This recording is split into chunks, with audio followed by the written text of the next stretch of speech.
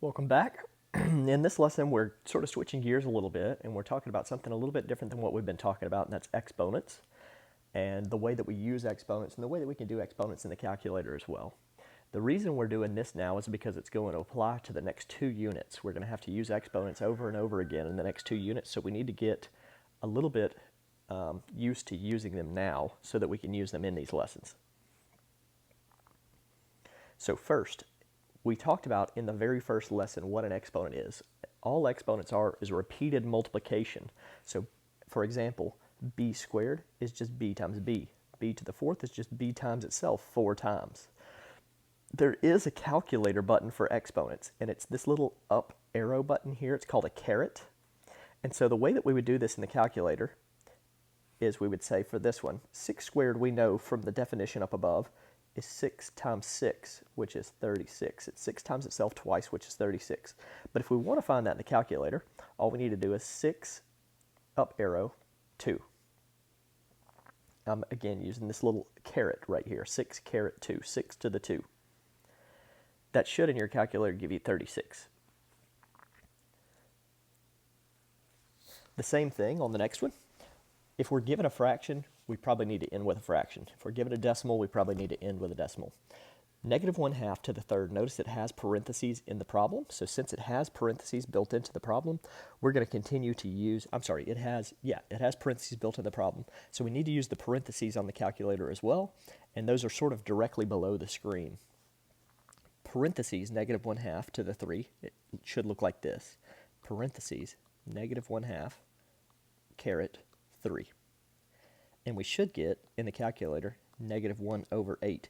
You get negative 0.125, and then remember, if you get a decimal, negative 0.125, you hit second F-D, and that will change it into a fraction.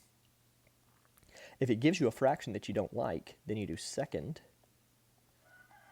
A, B, C, and it will give you that improper fraction. That's going to be the correct keystrokes each time for these that come out to be a decimal. If we want them to be a fraction, that's what we're going to do. All right, the next one, 0.8 to the 4. We're going to do 0.8 caret 4, 0.8 to the 4. And in your calculator, if you do 0.8 to the 4, you should get 0.4096. Since we were given a decimal in the problem, we're going to write our answer as a decimal, 0.4096.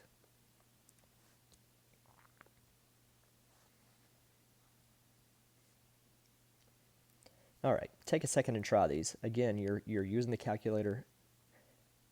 You're trying to put in the expression exactly how it is. So on the first one, you will not use parentheses. On the second one, you will. Third one, you will. Fourth one, you will not use parentheses. When you see a problem that says evaluate, it means you're trying to get a numerical answer. So negative 5 to the 4. If you type that in your calculator, you get negative 625. If you type it in with the parentheses, you should get positive 625. I hope that you're verifying this with your calculator.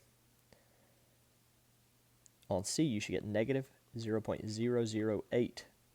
And on D, you should also get negative 0.008. Again, I hope that you're verifying this on your calculator to get the practice. These also say evaluate. Notice they have variables in them. So we do want to get a numerical answer. When we see a question that says evaluate and has variables in it, it's going to give us the variable values. And so what we're going to do, anytime we evaluate and we have variable values, we're always going to put those variables in using parentheses. So for example, on this one, the way that I'm typing this in is 5a to the 2, and a is 2. So 5 parentheses 2 to the 2. And that should give you in your calculator 20. This one already has a parentheses in the problem. I'm still going to use the parentheses that it gave me, but I'm also going to put another parentheses so that I can evaluate my variable. And that's actually going to give me, when I type it in, 100. 5ab squared, I have 2 variables that I'm evaluating for. I'm going to put them both in parentheses. And that's actually going to give me 90. and b plus a squared. So this is a little tricky. I already have parentheses. I already have my squared. B plus a. And that's actually going to give me 1. Again, always verify with your calculator. Make sure that you're doing the operations correctly and get some more practice if you need it. All right, there are some rules that we can use with exponents as long as we have common bases. So the base is this item right here. This is the base. And this up here is the exponent. As long as we have common bases, we can combine with multiplication and division. We're going to see some more rules for combining in a minute. But for now, with multiplication, if you multiply two things with like bases, you add their exponents. X to the 5th times x squared equals x to the 7th. And here's a generalized rule for that. If you divide items with like bases, like this, x to the 5th divided by x squared, you subtract their exponents. You get x to the 3rd. Again, a generalized rule is right here. B to the m over b to the n, same basis. We get b to the m minus n. Subtract the top minus the bottom. Here are some examples. So first, w cubed, w to the 4th. That's the same thing as w cubed times w to the 4th. They have the same base, so we'll still have a w, and we'll add their exponents to get w to the 7th. Similarly, on the bottom, 2 and 2, same base. 3 plus 4 makes 7. Dividing, t to the 6 divided by t to the 4. They have the same base t, and we'll subtract 6 minus 4 gives us 2. Same thing on the bottom. 5 and 5, the same base. We'll subtract the exponent, 6 minus 4, and get 5 to the 2. We can combine those rules. We want to do, for a fraction, we want to do what's on top of the fraction first, what's on bottom of the fraction second, and then we'll simplify using division. So I'm looking at this as z to the 4th and z to the 5th on top can combine to z to the 9th. On the bottom, we'll stay z to the 3rd. And then the division rule says since those have the same basis, 9 minus 3 is 6. Take a second to try that one on the bottom.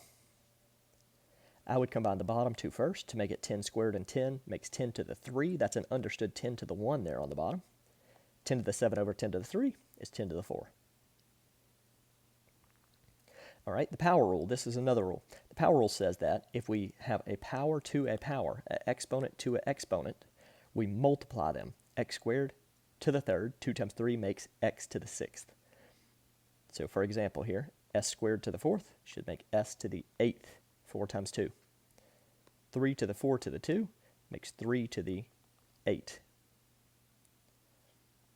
All right, we've got a little combination down here. X squared, x to the 5th, makes x to the 7th by that last slide.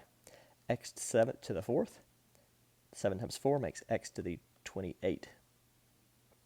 We're still sort of using PEMDAS here. We want to do the things inside the parentheses as much as we can first, and then we'll apply the exponent outside the parentheses. All right, two more properties. If we have two things multiplied with different bases to a power, I don't want to use the word distribute, but we're sort of distributing that exponent to all the things in there. Now, this is only working for multiplication and division. This does not work with addition and subtraction inside the parentheses. There's a whole nother rule for those that we're going to see later on. For now, if two things with different bases are multiplied, you apply that exponent to both. If two things are divided, again, you apply the exponent to both the top and the bottom. Here are the generalized rules for those as well.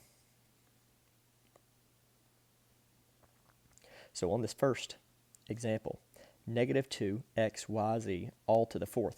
I'm going to apply that 4th power to everything. So negative 2 to the 4th power is 16. X to the 4th power, y to the 4th power, z to the 4th power. I would take a second and pause and see if you can work out the rest of these. 5 to the 3rd is 125. X squared to the 3rd is x to the 6th. Y to the 7th to the 3rd is y to the 21. I don't want to say the word distributing, but it's almost like you're distributing that exponent through to everything. The same thing on this fraction. We'll just send it to the top and to the bottom. 2 to the 3rd is 8. 5 to the 3rd is 125. And finally, 1 squared is 1. 3 squared is 9. X squared is x squared. Y to the 4th to the second power is y to the 8th.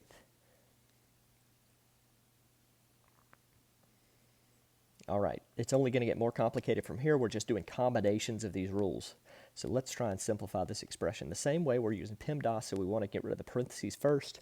So x squared to the 6th is x to the 12th. There's nothing really going on with that second parenthesis, so I'm just going to leave it be. X to the 7th squared is x to the 14th. On the top, we're multiplying x to the 12th and x to the 3rd makes x to the 15th. And now we're dividing, so we can subtract those exponents and get x to the 1, or just x.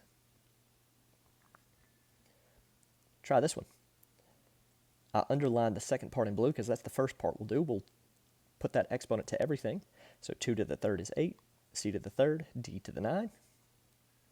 And then since we're multiplying, we can multiply 3 times 8 is 24, and add the rest of those exponents. All right, we've got a fraction, again, just getting more and more complicated. That square needs to go to everything, but before we do that, we can look inside and see that we have x's and z's on the top and the bottom.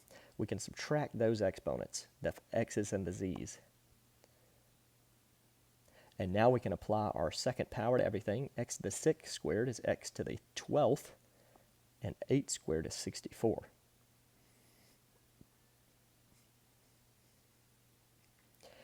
All right, if we have, this is sort of our last two rules for this lesson, if we have anything to the 0 power, aside from 0 to the 0, but if we have anything to the 0 power, it's equal to 1. So for example, 4 to the 0, 1. Negative 4 to the 0, 1. Here, 4 to the 0 is 1, and we have a negative on it. Z to the 0, 1. Negative 4 times 0 to the 0, that's negative 4 times 1. And 4z, the whole thing to the 0, that whole blob to the 0 is just going to be 1. And the second rule there was if you have a number to a negative exponent, then it's going to change it into a fraction. Basically, it's going to flip the fraction that it's with. So for example, if I had 3/5 to the negative 2, that's the same thing as 5/3 to the 2, which is 25 over 9, right? You see what happened? This is the important step here. If we have a negative exponent, we take the reciprocal of the base and change the exponent to a positive. So c to the negative 3, that's the same thing as c over 1. That's the same thing as 1 over c to the 3.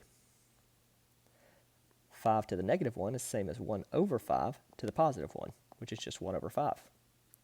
And negative 3 to the negative 4 is the same as 1 over negative 3 to the positive 4, which is the same thing as 1 over negative 3 to the 4 is 81. And last slide here, simplifying with negative exponents. We've got a few more. Again, I would take a second and just try these on your own. 1/6 to the negative 2 is the same as 6 over 1 to the positive 2.